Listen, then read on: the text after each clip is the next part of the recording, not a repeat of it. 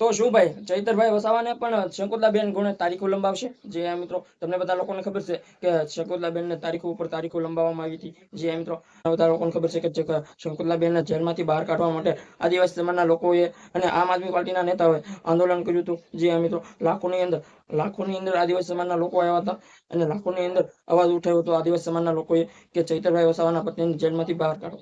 જે મિત્રો એક વખત ને બે વખત આંદોલન કર્યું હતું. જે મિત્રો એમ કહેવાય કે 24 તારીખે કર્યું હતું અને 27 તારીખે પણ કર્યું હતું.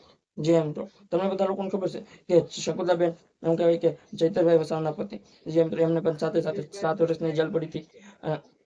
તમે જોઈ શકતા હોય તો કે ખેડૂતો જે 7 થી 8 ખેડૂતો હતા એમને પણ 7 વર્ષની જેલ પડી હતી અને ચૈતરભાઈ વસાવાને પણ 7 વર્ષની જેલ પડી હતી. જે મિત્રો તમને બધા લોકોને ખબર છે કે વન કર્મચારી યારે જે ચૈતરભાઈ વસાવા બોલાચાલી હતી, જે હવામાં ફાયરિંગ થઈ હતી, જે આમ સામે આવી કહેતા. જે મિત્રો એ બાબતે 2023 નો લઈને 2026 અત્યારે લેવામાં આવ્યો છે અને જેટલા પણ લોકો જે ઈ કેસમાં સામેલ હતા એ તે બધા લોકોને 7 વર્ષની જેલ પડી હતી અને એ બાદ બધા લોકો એક પછી એક બધા લોકો છૂટવા પણ મળ્યા હતા. જે મિત્રો એમ કહેવાય કે ખાસ શકુંતલા તારીખો ઉપર તારીખો લંબાવવામાં આવી હતી. જે મિત્રો એમ કહેવાય કે 8 તારીખે આપી હતી, પછી 13 આપી હતી, પછી 14 આપી હતી, પછી 15 આપી હતી, પછી 16 અને 17 આપી હતી. જે મિત્રો એ બાદ ડાયરેક્ટ 22 તારીખે આપી હતી. જે મિત્રો 22 તારીખે એમને જામીન મળ્યા હતા અને જામીનમાં એમની મંજૂરી થઈ હતી, ચૂંટણીની મંજૂરી થઈ હતી. જે મિત્રો એ બાદ ચૈતરભાઈ વસાવાના પત્ની જેલની બહાર આવ્યા અને એમનું ફૂલેથી સ્વાગત કર્યું. એમ કહેવાય કે ઈશુદાન ગઢવીએ પણ સ્વાગત કર્યું. જે મિત્રો તો શું